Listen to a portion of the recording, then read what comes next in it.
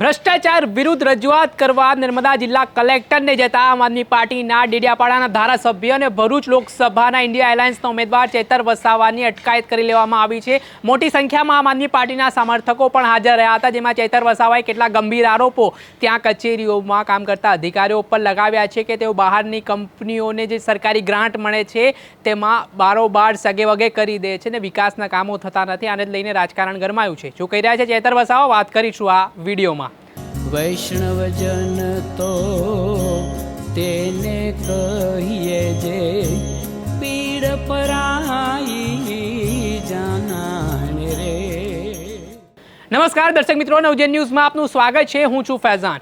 અવારનવાર નર્મદા જિલ્લા અને ભરૂચ જિલ્લાનું રાજકારણ ગરમાતું હોય છે। જેવી રીતે મનસુખ વસાવા જે ભારતીય જનતા પાર્ટીના ભરૂચ લોકસભા સીટના ઉમેદવાર છે અને ચેતર વસાવા જે ઇન્ડિયા એલાયન્સના ઉમેદવાર છે, તેમના વચ્ચે ભ્રષ્ટાચારને લઈને આરોપ પ્રત્યારોપ થતા હોય છે। ને થોડાક દિવસ અગાઉની વાત કરીએ તો નર્મદા જિલ્લાના ડેડિયાપાડા તાલુકા પંચાયતની જે કચેરી હતી ત્યાં ચેતર વસાવા છે તેઓ મનસુખ વસાવા જ્યારે તાલુકા પંચાયતની કચેરીએ પહોંચ્યા હતા ત્યારે ભ્રષ્ટાચાર છુપાવવા માટે મનસુખ વસાવા પહોંચ્યા છે તે પ્રકારનો આરોપ ચેતર વસાવાએ લગાવ્યો હતો અને આ બાબતને લઈને તેમની વચ્ચે ઉગ્ર બોલાચાલી પણ થઈ હતી। આને જ લઈને ચેતર વસાવાએ ચીમકી પણ આપી હતી કે તેઓ આગામી દિવસોમાં જિલ્લા કલેક્ટર કચેરીએ જવાના છે અને તેમની જે ગ્રાન્ટ છે તેનો બારોબાર અધિકારીઓ છે તે સગે વગે કરતા હોવાના આરોપો તેમના દ્વારા લગાવવામાં આવ્યા હતા। ત્યારે આજે સોમવારના દિવસે આમ આદમી પાર્ટીના ડેડિયાપાડાના ધારાસભ્ય ચેતર વસાવા છે તે મોટી સંખ્યામાં આમ આદમી પાર્ટીના કાર્યકરોને સાથે રાખીને નર્મદા જિલ્લા કલેક્ટરની કચેરીએ આ ફરિયાદ કરવા જે ગ્રાન્ટો સરકાર તરફથી આપવામાં આવે છે તેમાં અધિકારીઓ પર તેમણે આરોપો લગાવ્યા છે કે બારોબાર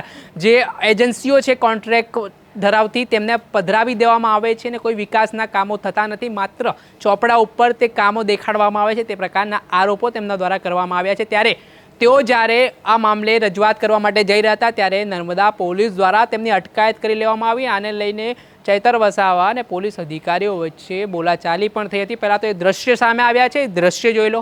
દારૂ ઉતાર્યો મનસુખભાઈ, તારે ક્યાં હતા ત્યારે? કઈ હદમાંથી આવેલા તારે? એ વખતે આવી નાકાબંધી કરવી, ત્યારે આવી નાકાબંધી કરવી જોઈએ ને એકની ગાડીને એક જવાની કરવી જોઈએ તો પછી યાર આજે તો અમે અમને નાકાબંધી વાળી એ વખત કે જવા દે એમ કે અમારી ગાડી આગળ ચાલે, તમારી ગાડી પાછળ આવવાનું।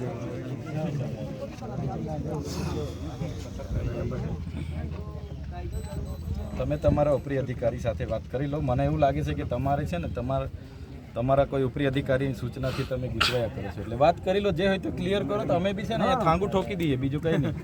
અમે શું કરવા ઉભા થાકી રહીએ, બરાબર ને? મંગાવી લઈએ ને અહીંયાથી હિન્દુ બીજું બધું લાકડા બાકડા તો પછી હા એમાં પંડ્યા ઉભરે સાઈડ વાત કરી લો।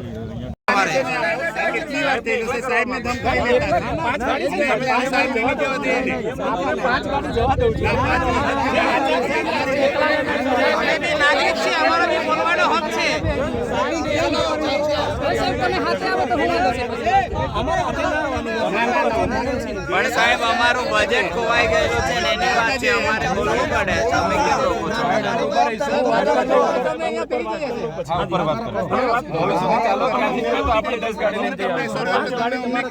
બીજી ગાડી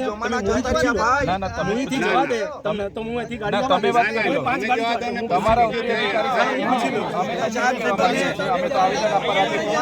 2 મિનિટ બીજા સાથે રાખો, 2 મિનિટ ઉપર શાંતિ રાખો। તમારા ઉપરા અધિકારી સાથે આ દ્રશ્યમાં જેવી રીતે તેમના દ્વારા કહેવામાં આવ્યું છે કે અમે લોકો આ કૌભાંડો જે ચાલી રહ્યા છે તેનો ઉજાગર કરવા માટે જિલ્લા કલેક્ટરને આવેદનપત્ર પાઠવવા જવાના છે અને આને જ લઈને તેમના સમર્થકો પણ કહી રહ્યા છે કે તમે અમને રોકશો તો પણ અમે આજના દિવસે આવેદનપત્ર પાઠવવા માટે જઈશું।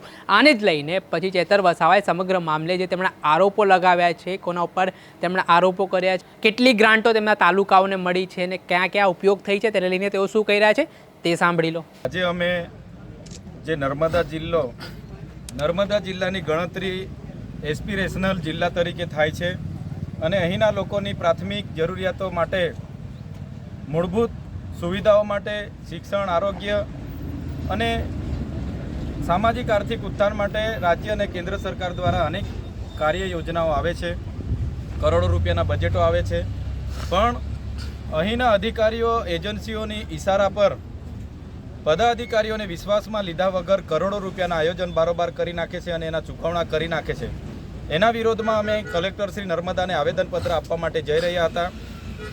અમારી સાથે સરપંચશ્રીઓ, તાલુકા જિલ્લા પંચાયતના સદસ્ય અને અનેક પદાધિકારીઓ હતા. છતાંય અમે સવારથી નીકળેલા છે, અમને જવા દેવામાં આવતા નથી. એક આવેદનપત્ર આપવાથી સરકાર આટલી બધી ડરે છે એ અમને સમજાતું નથી. ત્યારે અમને લાગે છે કે આ ભ્રષ્ટાચાર પાછળ મોટા ગજના નેતાઓના હાથ હશે એવું અમને ચોક્કસપણે લાગી રહ્યું છે. તમે જોઈ શકો છો જે નર્મદા જિલ્લામાં ભ્રષ્ટાચાર થયા છે. 2022માં પ્રાયોજના વહીવટદાર અને કાર્યપાલક ઇજનેર દ્વારા કુવા, ચેકડેમ અને ઉદ્વહન સિંચાઈ યોજના માટે 8 કરોડ રૂપિયા એક બોગસ એજન્સીને ચૂકવણા કરી દેવામાં આવ્યા છે. એ એજન્સી પણ બોગસ છે.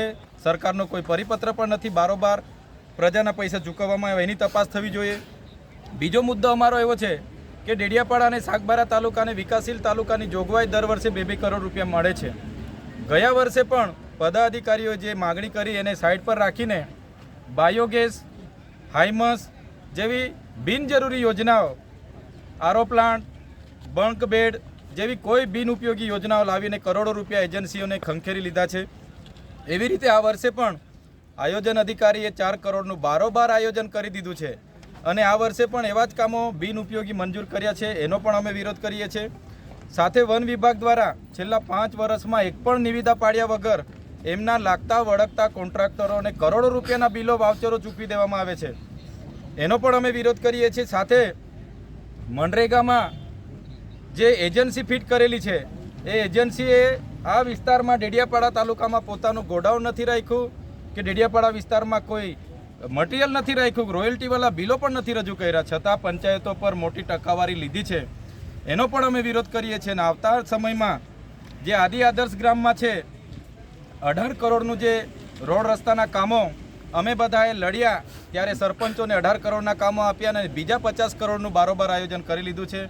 એનો અમે વિરોધ કરીએ છીએ. અને તમામ કામગીરી, તમામ યોજનાઓ જ્યારે પણ આવે, જેનું બજેટ આવે તો ગામ પંચાયત પર ગામ સભામાં એનો ઠરાવ લેવામાં આવે, ગામ પંચાયતને જ કામ કરવાની અધિકાર આપવામાં આવે એવી અમારી માગણી છે. અને જેટલા પણ અધિકારીઓએ બારોબાર આ બિલો ચૂકવેલા છે એના પર તાત્કાલિક ધોરણે વિજિલન્સ તપાસ થાય. જે પણ અધિકારી, જે પણ કોન્ટ્રાક્ટર આમાં જવાબદાર હોય એના પર કાર્યવાહી કરવામાં આવે એવી અમારી માગણી છે. અને સાથોસાથ આવનાર દિવસોમાં આ જો કાર્યવાહી યોગ્ય કરવામાં નહીં આવશે તો અમે ખૂબ મોટું જન આંદોલન કરીશું. એ ક્યારે અમે આ બાબતને લઈને પાછી પાની કરવાના નથી. આજે અમારા બાળકોના શિક્ષણ, કુપોષણ, સિકલ સેલ જેના માટે પૈસા આવે છે એ અધિકારીઓ, પદાધિકારીઓના ઇશારાથી બહારની એજન્સીઓને લાવીને ચાઉં કરી જાય છે. ત્યારે એની સામેનો અમારો વિરોધ છે. સાથે સાથે અમારા સિંચાઈ વિભાગમાં સ્ટાફ નથી, તાલુકા વિભાગમાં કોઈ હાજર નથી રહેતું, મામલતદારમાં સ્ટાફ નથી. ત્યારે આ બાબતને લઈને પૂરતા શિક્ષકો મુકાય, પૂરતી શાળા બંધાય, આંગણવાડી બનાય, એના માટે પણ અમે રજૂઆત કરવા માટે જતા હતા. છતાં અમને પોલીસ આજે મોવી ખાતે અટકાવેલા છે અને અમને આગળ જવા દેવામાં આવતા નથી. ત્યારે અમે આપણા માધ્યમથી કહેવા માગીએ છીએ કે આ લોકશાહીનું હનન છે, અમને દબાવવાની વાત છે.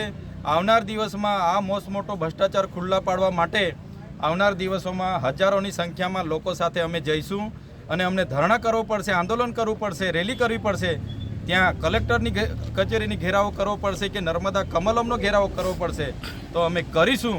પણ અમારા લોકોને ન્યાય આપીને જ અમે રહેવાના છે.